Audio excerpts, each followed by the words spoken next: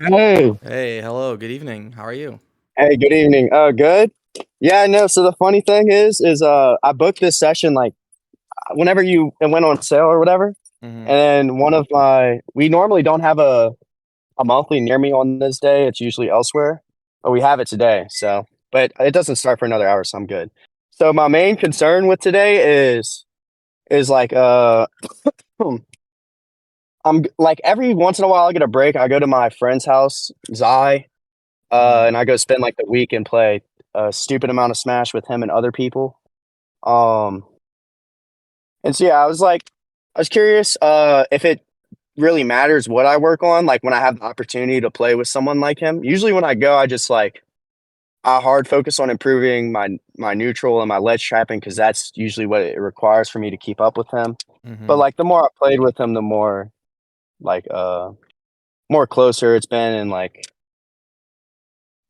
yada yada. I hear you. Yeah. Um, so here's the thing, right? I think there's a lot of things that you can focus on that you can kind of get out of online.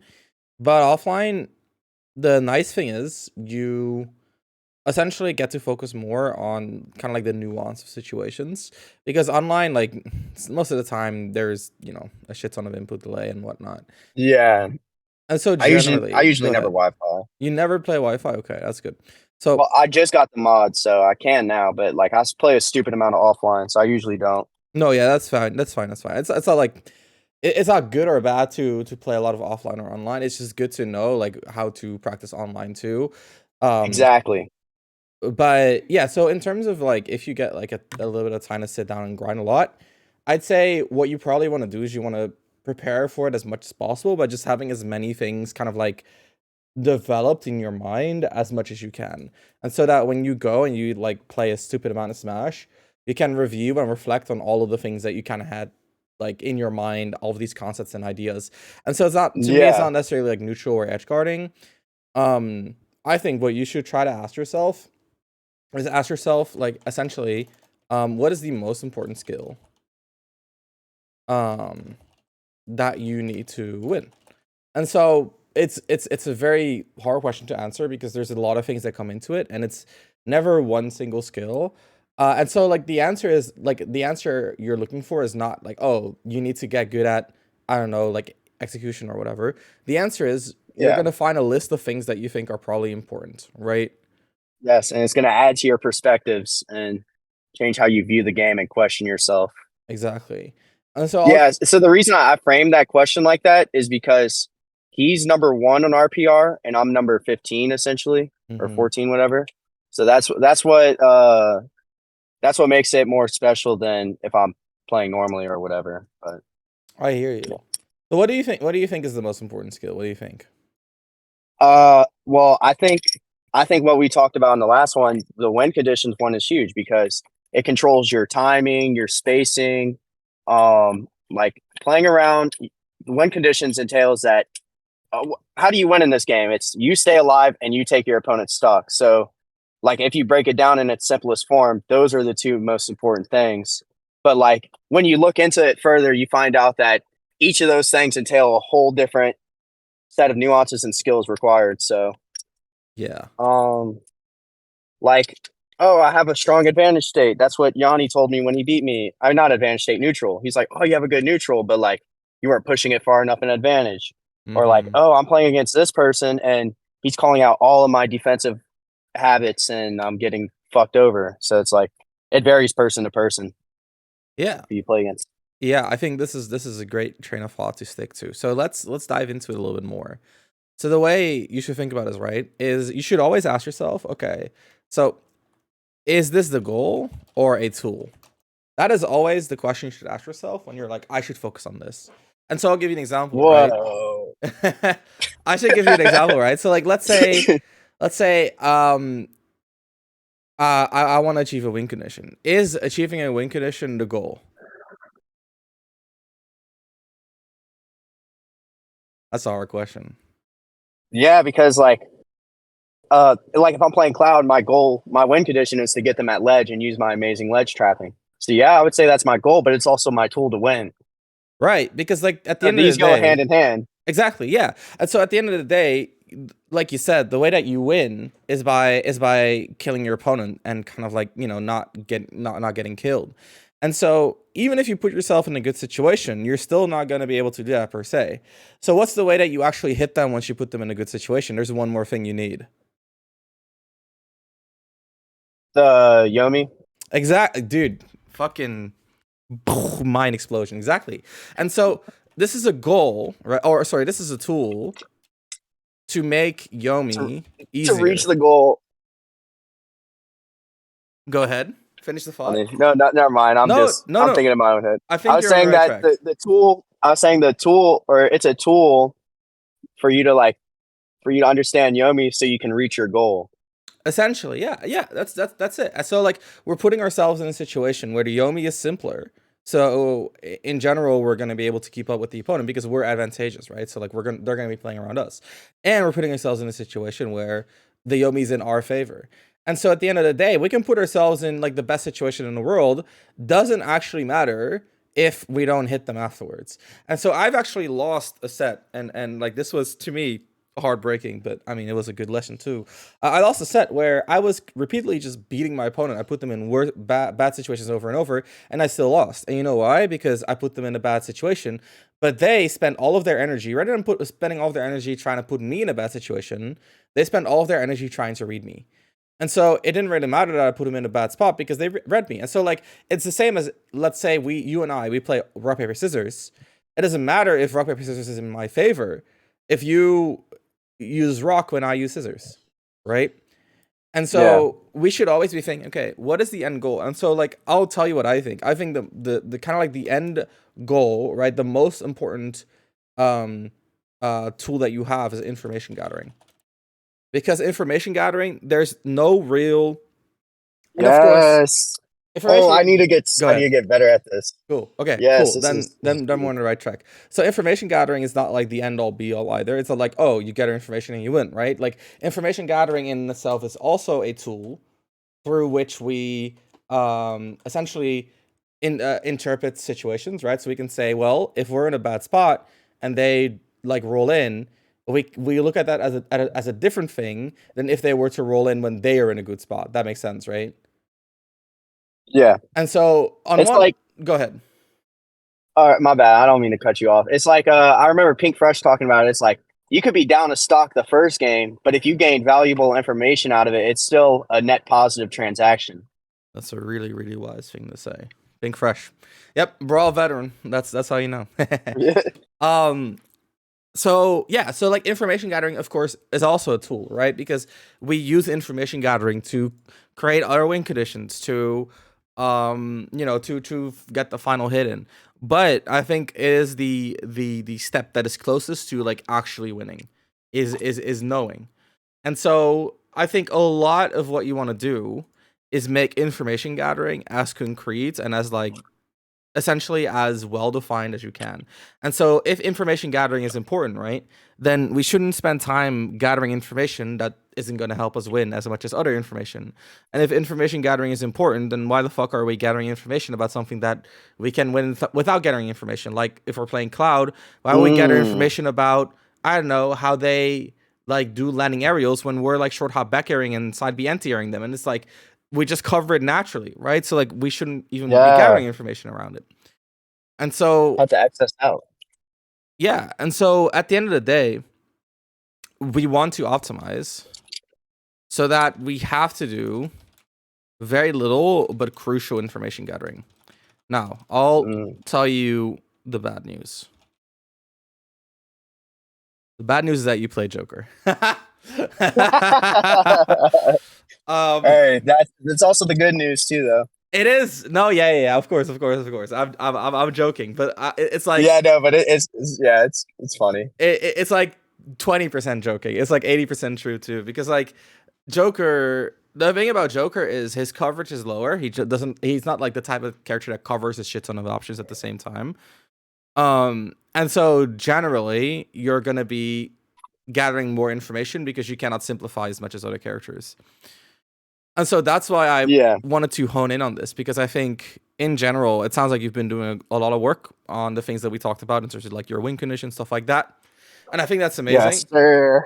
I think that's great, dude. That's awesome. You've been doing an awesome job. And I think the next step is to like let's use win conditions Take it a step as further. exactly information gathering. And so instead of saying we're going to play around win conditions, now that we know how to play around win conditions, we're going to use them as a tool instead of playing towards them. Because why would we think about achieving win conditions and like, you know, like work towards them all the time if we're already kind of like good at that, right? Like we don't have to spend energy on it. So we can spend our energy elsewhere. So we can say, hey, win conditions are information gathering.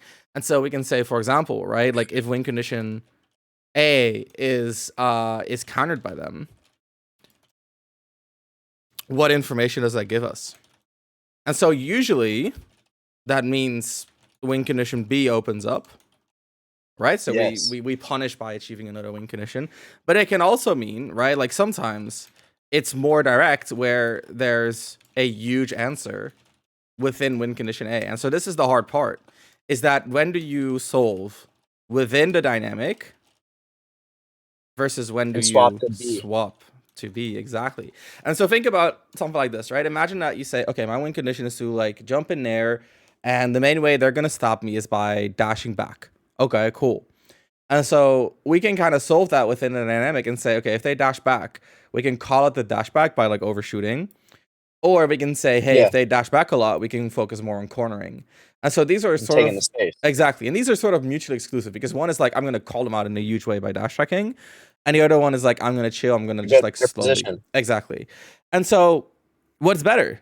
I don't know. Like you tell me. Like that's your job. Uh, yeah, I mean, one of them is more risky, but it corners them faster, and the other one is less risky, but there's there's less reward, but practically no risk.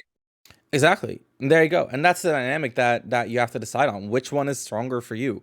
Is your character stronger calling these out? Is your character stronger cornering? And maybe it's not even your character. It's good Maybe at it's the both. matchup. Yeah, exactly. That's the hard. Again, that's the hard thing about Joker. You don't really cover per se. You have to do a lot of different things.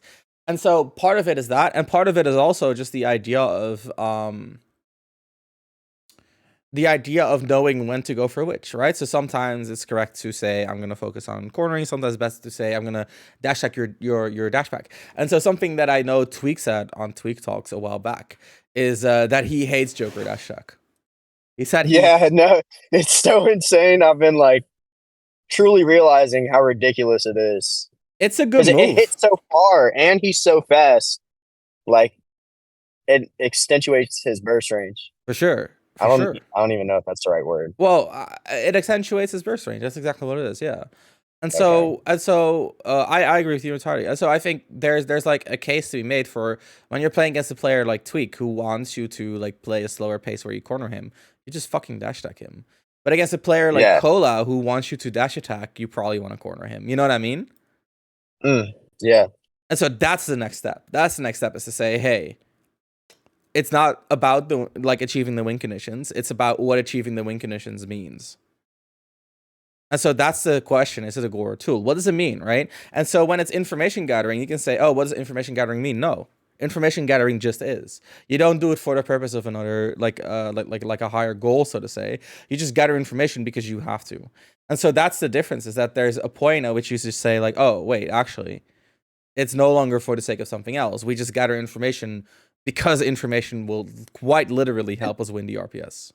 And that's so huge because like I feel like when you just by like changing your frame of mind when you talk about certain things or think about like I have to do something or I could do this, like those are two different words. And like I Mm-hmm. have to gather this information or no, I should just gather information for the sake of doing it. Makes it a lot easier to gather more information instead of just like specifically looking for something. There you go. Exactly. What do you think so far? Oh no, I love this. I'm excited. Okay. Cool. So tell me a bit, what else were you trying to get into in terms of today's session? Like stuff you'd like to know more about, stuff that you've been working on that you'd like to discuss? Well, so that VOD review episode was so amazing. I had to listen to it a few times, but uh, like it opened my eyes with VOD review and like just talking about the whole perspective thing. So like, I don't like right now, I feel like I'm just like in a super open state where like I'm down to just like accentuate my learning and, Good. you know, So we can, if you, I mean, I only booked a 30-minute session because I planned to book the hour one after Mm, my trip so I could recap and, that's good. go over what should stay, what shouldn't. That's good. Okay, awesome. Then let's dive more into how to make the most out of the opportunity. And so we're looking at a you're staying with the number one player and then you're doing a regional, right? Yeah, I'm going to a Houston regional, so I got to fuck up the out of state players. You know what I Okay. mean? Okay. Gotta defend the home turf. I hear you. Yeah, and if you want to use a good example, I've been playing with this Terry player. That's who I was playing right before the session. I'm gonna have to play him in bracket today probably. Okay. So like if we use information on gathering it or yeah, use examples from there, we can do that. Let's actually try. So let's do an exercise. So I'm sharing my screen. I'm writing this all down. If you want to watch along, that's totally fine. If not, Yeah, I've been watching. okay, I've been cool. watching. So tell me, you versus Terry. So tell me about the win conditions of Joker versus Terry. Okay. So the win conditions requires me, not getting hit or the win condition is avoiding the scramble scrap situations because Right. Terry loves those. Terry loves those fucking, and then getting him off stage. It's so Mm-hmm. like easy for me to, get him off stage, corner pressure him into a ledge trap that sends him deep off stage where I can rinse and repeat until he makes a mistake and I can edge guard him. Okay. So that's what I think the win conditions are. So let's think about both how to achieve them and how to kind of like act in them. So how are we gonna make sure that we avoid scrambles? What are we trying to essentially what are we trying to play around here? Um, his jump ins. He loves Mm-hmm. jumping fair because if he falls, it's a grab. Mm-hmm. And he wants to jump in on your shield because all of his shit's safe. So probably avoiding putting myself in shield situations near him. Avoiding crack shoot. Crack shoot puts me crack shoot doesn't necessarily put me in like a scramble situation, but it puts me in a relatively bad situation where I'm on ledge and I have to get off of ledge, and sometimes that leads into scrambles off of ledge. Okay, so I would say that's like a different goal. That's like avoiding his burst range, Yeah, right? yeah. Okay, So yeah, let's write that down, right? Let's avoid crack shoot. Cool. yeah. So yeah, I guess the big thing is really the jump ins Yeah. because his stuff's pretty safe, and I mean obviously he has his burst range, but yeah, it's just his jump ins are running up and like down tilt, but Yep. that's like super telling. It is. It's super linear, super linear. And so I think the thing that makes Terry good is that he has burst range. So if you think about the other like fighting game characters or even like close quarter characters, most of them don't really have burst range, right? Think about like a Game Watch doesn't really have burst range. Think about like a Ryu doesn't really have burst range. Peach doesn't really have burst range. And so Terry is kind of like an exception there. And so the annoying thing about Terry, and this is part of why we're thinking about like the use of win conditions instead of win conditions by themselves. Because if you say I just want to avoid the win conditions, then in this situation we would have actually been fucked. Because avoiding scrambles, like Yeah, the biggest thing, and I think you're entirely right about this. The biggest thing is that you don't shield. Agree, yeah. right? Yeah. Always move around. But if we were moving around, he's gonna crack shoot or dash or jump eventually. Yeah, And so we have like these two win conditions that are both kind of like they're in conflict in terms of us trying to avoid them. We have to choose yes. which ones do we accept? And so like I think you'd agree between avoiding scrambles and avoiding burst range, it's more important to avoid scrambles, right? Scrambles. Yes, Right. yes. Cool. And so that we know now. Okay. So essentially what we've kind of defined in terms of like what we want to avoid, right? In terms of avoiding their win conditions, we can say, hey, we want to move constantly until we repeatedly get caught on movements between like side B, crack shoot, or even dash tag, doesn't really matter. And then only if it's that egregious do we swap. Or if it's at a high percent where dash tag will kill. Okay. Right? Yeah, or like wild side B. Yeah. Yeah, and I mean, I don't see a lot of Terry's use like burning knuckle for burst range, but yeah, sure, if they use it, Yeah. for sure, yeah. A high percent. Yeah. Um, it's essentially a dash tag, right? And so at these percents, what do we do? Well, we can rely more on shielding, or we focus on avoiding burst range. and staying a little bit further out and letting him corner us because at the end of the day, we've already established, hey, he's going to use burst range. So it's kind of okay to get cornered because he's going to use burst range and we can use that opportunity to get out anyway. And if he corners it at that point, well, that's like a third win condition, which is, like essentially the second part of avoiding scrambles is we should not get cornered. Right. And so then we kind of see that again, these win conditions complement each other. And so this is how I would say you want to structure your strategy. Now, in terms of what you want to do, getting him off stage, what are some of the best ways that we can get him off stage? What do you think? Uh, Down throw combos are really good. Dash attack's pretty amazing. Um, and catching his jump ins, like spacing myself with like a back air or something, because it doesn't set. Oh,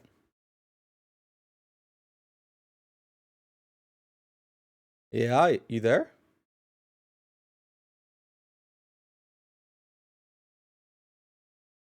Uh, Lower percent. oh, hey. Hey, I don't. I was talking and I could hear you. I don't know. I Okay. swapped air. Maybe that was it. You Um, just cut out. what'd you hear me say? The last thing I Yeah. heard you say was dash attack is pretty good, and you can like back air his jump in. It doesn't send far, Okay. and then Yeah. you cut Yeah. out. Yeah. Yeah. Yeah. Back air puts him in a relatively good situation for me if he's not at a high percent. Okay. Like if it's not high enough to get him off stage. Okay. Anything else? Nair combos like Nair Bear or Yep. Nair Regrab, whatever. And so now we got to ask ourselves, okay, if we go for like grabs, dash tracks, nairs, and back airs, does that generally counter his game plan? What do you think? Any of these Uh, options? None of them specifically beat his jump ins, Yeah, and that's and they lose that's to the his issue. burst range. Exactly, that's the Yeah. issue. So And so yeah, the issue is your stream's we have to messing up. we have to play. Oh shit! Let me restart it. 1 second.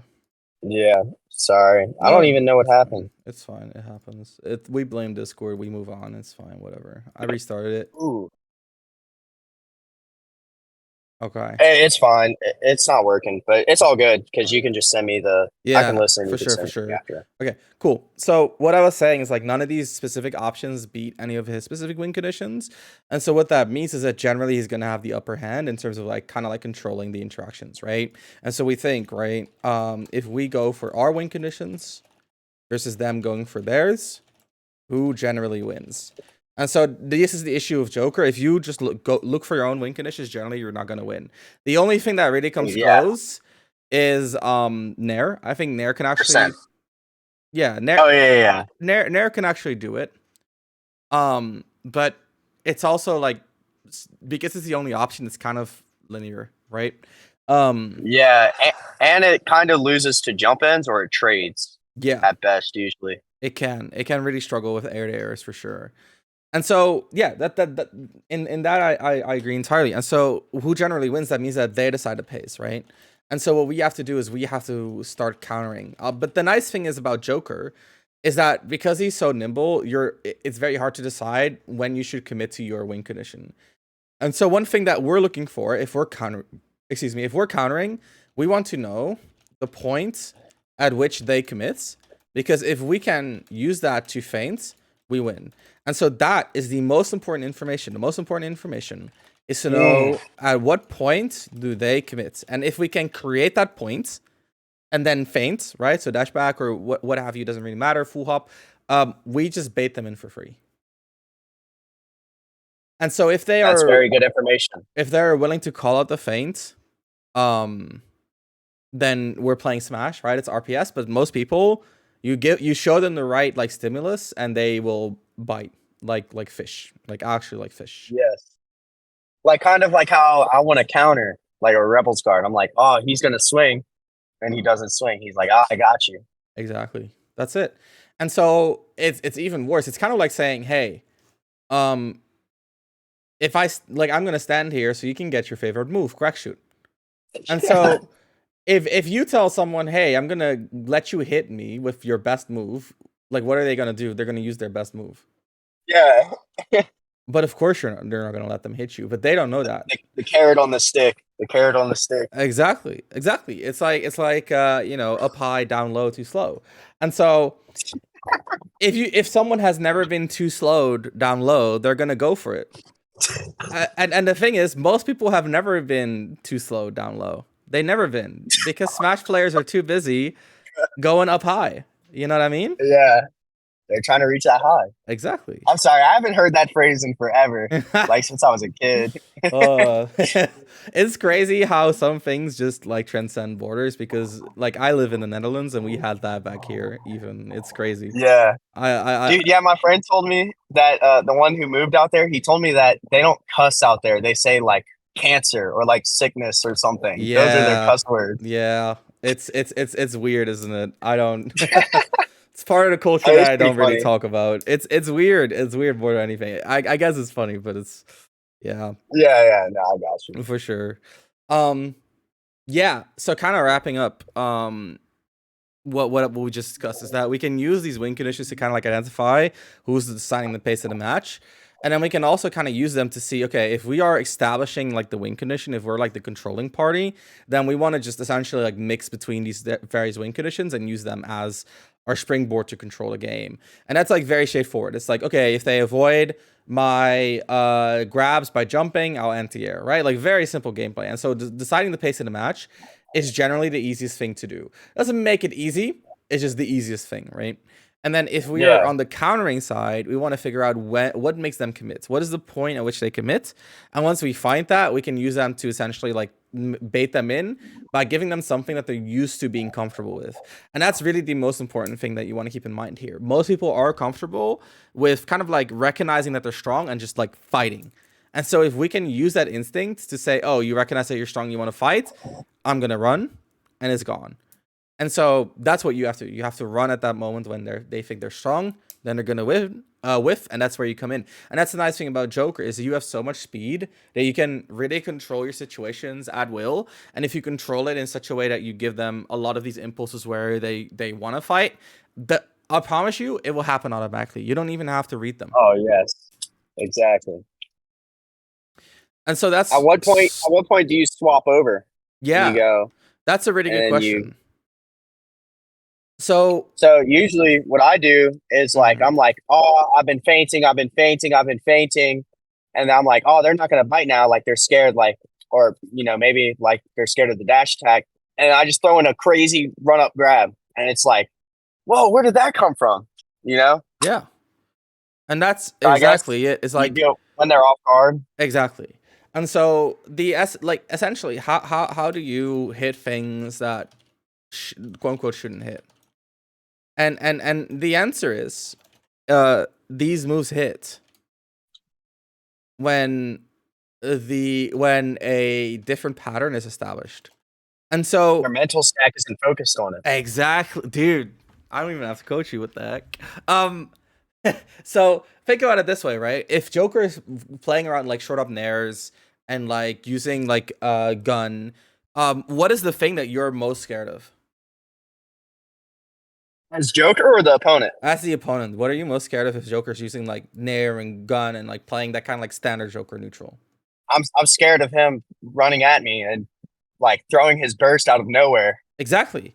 And so like you think you're establishing a keep away pattern, but everyone knows that Jokers don't keep away for the sake of keeping away. Yes, They keep away because they want to run up and dash attack or grab you, because I right? want to get in too. Yeah, I want to get exactly. in Let too. me bash. Let me bash. That's exactly it, dude. We're on the same page. And so what you need to do is you need to bring them somewhere where they're not familiar with your game at all. It's like, holy shit, Mm. he's not nair walling, he's not gunning, he's just dashing around and like okay, and so like I'm scared of like a dash grab, and so I'm gonna play around this more, and then suddenly you break their brain by like running up and like short hop landing fair oneing. You know what I mean? Yes, Um, yes. and so it's all about like you hit these things. So this is stuff like fair one, dash grab, random smash attacks, even right.